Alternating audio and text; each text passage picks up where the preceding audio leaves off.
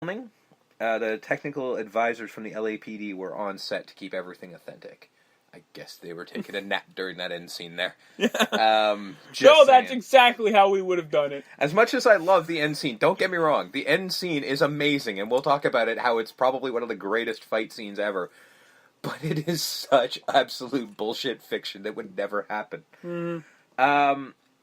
The Beretta 92F that Riggs uses is the same gun that John McClane uses in Die Hard. You'll be happy to know the gun has since retired. I guess it got too old for that shit. That's it. Crickets. Yeah. Crickets. Fuck you, that was funny. I laughed. That's gold. all that matters. It's gold, Jerry. It's gold, Jerry. It's gold. So yeah, that's the notes. That's it. Start the movie. Yes. Hit play.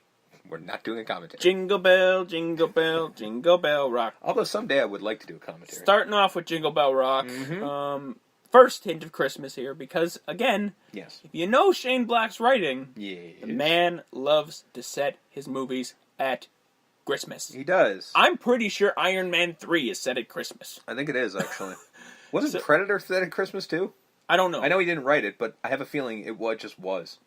The Predator... He's in it. Predator? Oh, no, he did write it. Did he write it? I know he's in it. He's in it. I don't think he wrote it. He wrote the new one. Right, that I know. And he directed it, too. He's also... I don't know if it's set at Christmas. It might be. He's also directing Doc Savage with The Rock. Awesome. Is it set at Christmas? Probably. Cue The Rock in a Santa hat. Yeah, speaking of Rock, Jingle Bell Rock. And we cut... Segue. And we cut into something that isn't Christmassy. Well, it's white. A half-naked woman doing cocaine on the table. Well... Because it's L.A. and it's the 80s. It's not necessarily cocaine. There are pills there as well. Yeah. But, I mean, where there's smoke, there's fire. Yeah. And, where there's the 80s, there's cocaine. So Jingle Bell Rock... I mean, it was a beautiful sweeping shot, too, of the high-rise. Absolutely. Like, hard cut into the lady, fucking boobs out, whatever. Like you do. Doing some coke. Going onto the balcony, doing one of those look over, like, ooh, cool, oh. And then onto the ledge she goes. Well, see, that's the thing. That's why I believe it wasn't just cocaine. Because, I've done cocaine. Only once. Yep. I swear. Don't do drugs, kids. Yeah, don't. Cocaine's a hell of a drug.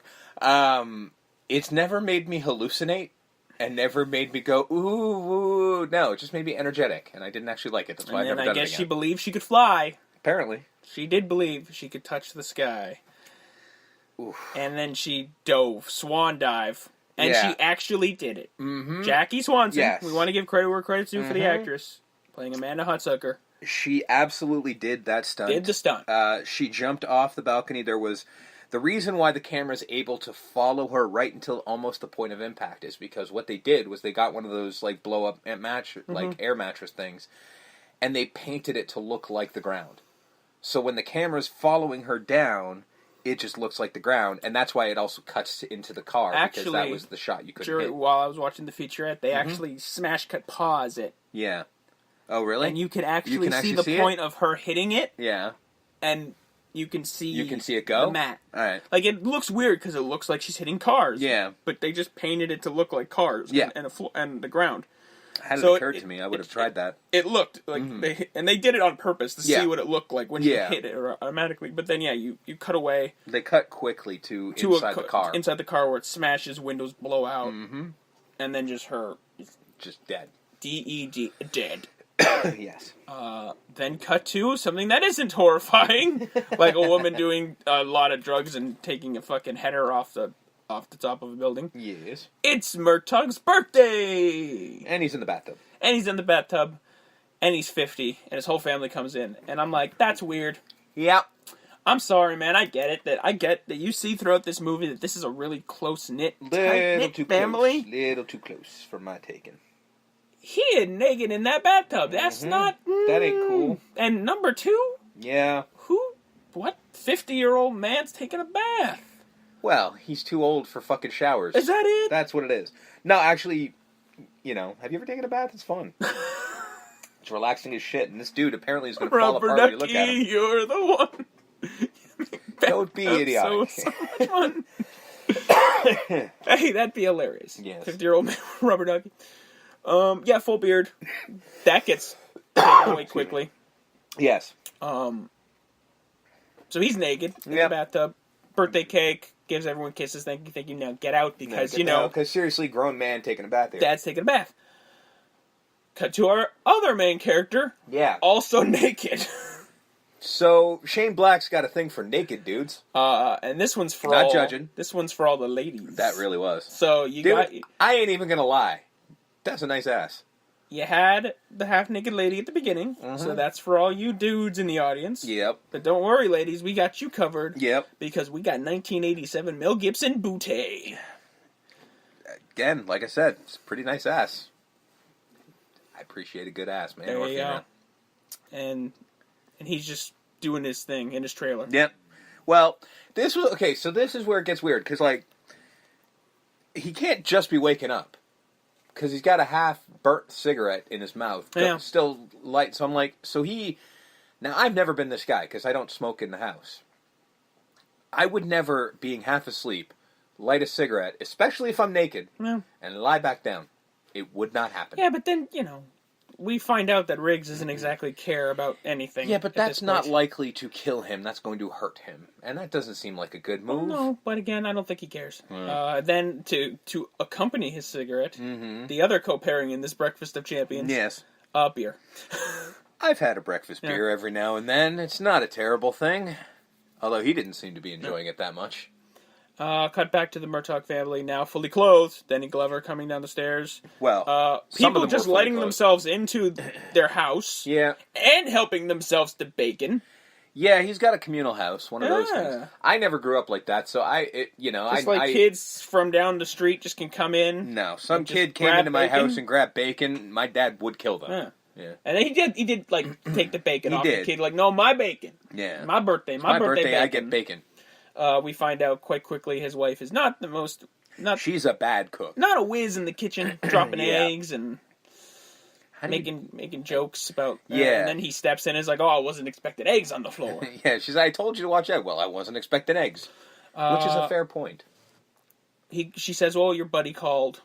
Somebody called for you, Michael...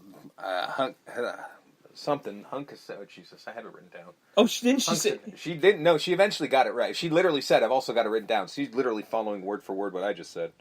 And then it was, she said Hunksatter or whatever the hell. And he's like, Huntsucker. I haven't heard that name in 12 years. Who is he? I haven't thought about him in a while. Who is he?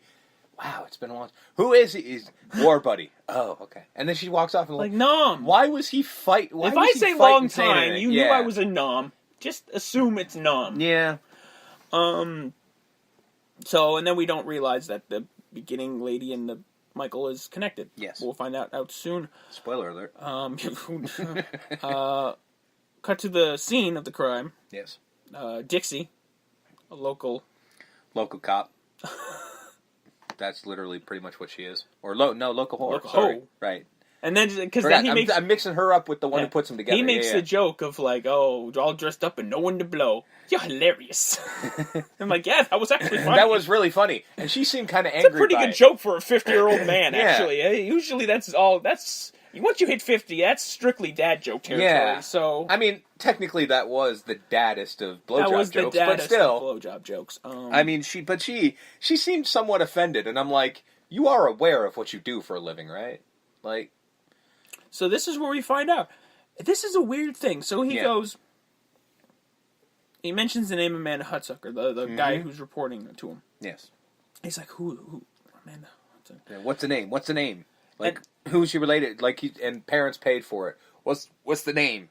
And then he says Michael Huntsatter, and then he's I think you're going to the same part I am, where... He says, the cop that Riggs or Murtaugh's asking, says the woman's name, and he says it at that, like, half a second later, and the guy goes, how did you know? No, my whole thing was, because I thought, like, he should have said it at the same time or before.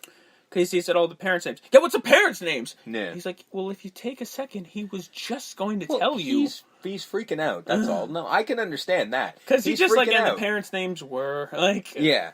Like, he's freaking out. That's why he's yelling at him. But my whole thing was that, like, when he says... Because he says it behind the guy saying the woman's name. Mm-hmm. So he says whatever the wife's name is, like, like Michelle Huxhead or whatever the hell it was. Claire. Claire Huxeter, and he says it like right after him, Well, and the guy goes, why "How he did you mentioned know?" the woman's name? Like, what does that matter to him? Well, it's just to make sure that it's the same person, Oh, because the 'cause it's name Michael. Michael is common. But if it's Michael And married to her, Claire, that's a little bit more of a coincidence. Yeah. And then I think we cut to her apartment. Mm-hmm. He's just on his, like, fucking 80s telephone, his 80s cellular phone. Which, by the way, was the first time a modern cell phone has been filmed. Really? Yes. Because it was like a hunk of fucking thing, but it was a cell phone. That hunk of thing is just the battery, by the way. That's just the battery. That phone is self-contained. It's the battery that was that big. And then he just calls his wife. I need Michael's number. Mm-hmm. His kid just dove out the window. Yeah, might be a little important to know. I might want to tell him. Then we cut to Riggs, fully clothed, doing a coke deal. Now, was it established he was a cop when it cut to him in the trailer? Kind of. He put a gun in his pants, and then he put his badge. But you have to pay attention to the fact that I'm like, so badge. Like, because we find out that he's a police officer here. Yeah. Like, it's again to the whole Christmas thing. Yeah. This coke deal is being done in a Christmas farm. Yes. Like a Christmas tree farm. Yes. And I love it that the guy's selling trees and fucking coke. And by the way, I think that guy is Anthony Kiedis of the Red Hot Chili Peppers' father. That's awesome. So he tries a little one bit, of the three and is. He's like, "This is great. Mm-hmm. I'll be 100." Oh, 100? That's all? No, he says 100. That's a lot of money. He's like, "Hey, you said you liked it." Yes. He's like, "Oh no," he said, "I take it all, and I would like a tree." He's like, "You know what? You buy the whole thing, I'll throw in a tree for free." Oh, that's so he's great. Counting on $100. Yes, he's literally like 20, 40, 60, 10, hey, I'm gonna lose count, man. Shut up. And he literally counts out $100, and the guy goes, "Hey, I mean $100,000." Oh, I don't have that. How about I take everything? And he throws his take it all, badge free, on the and you guys come with me. And you guys are going to jail. How's that? I love it. They pick it up and they go, "This ain't real. You ain't real." And it's like, well, it's a real badge and this is a real fucking gun. And then the sniper from behind shows up. Well, he does the fucking Three Stooges thing. Yeah. Smacks a couple of them, pokes him in the eye. And then, the guy... Now, here's the thing. The single worst sniper in the history of snipers? Guy sneaks up. Guy's on a truck behind Riggs. Yeah. Now, he's about to shoot Riggs. Yes. And the only thing that tips Riggs off is the main guy's reaction. Yeah. The main guy goes, mm-hmm. Why are you... If you're all on the same team that guy's gonna die. I know. Because that bullet's going through Riggs. I guess. Is it? Yes. He's got a sniper rifle at point blank range. That's going through Riggs. Sure it wasn't a shotgun? I'm pretty sure it was a sniper rifle. Because when the guy got hit, he got several. Oh, that's right. It was a shot. Yeah, right. It had the buckshot. But either way, that's still probably going to go through Riggs because he's at point blank range. Those things are powerful. So he kills a couple of guys. Kills the guy in the truck. The guy in the truck kills the main guy. Mel Gibson does his fucking barrel roll on the ground and gets one of the guys. I mean, the LAPD guy was there, so I'm guessing that's how you do that. Yeah. It still seems dumb. Then the LAPD, the rest of them show up. They're looking for the last guy. Mm-hmm.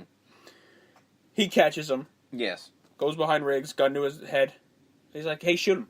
Shoot him. Shoot him. Shoot him. Good. Shoot him. Shoot him. Just shoot him. Shoot him." Like, he's just like, okay. And then he switches. "Shoot me. Come on, shoot me. Come on, shoot me. Shoot me." And the guy's like, "You're fucking nuts."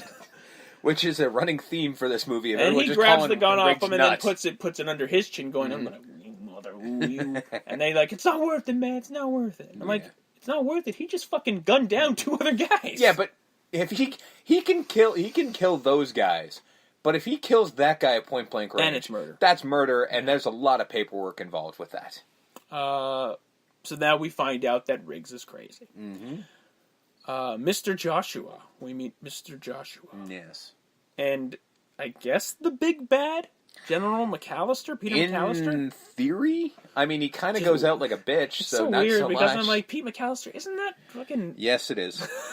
Isn't that what Mr. McAllister's name is in Home Alone? Kevin's dad in Home Alone. Yeah. Yeah. But yeah, the real bad guy of this movie is Gary Busey as Mr. Joshua, right? Because he is fantastic. He really is.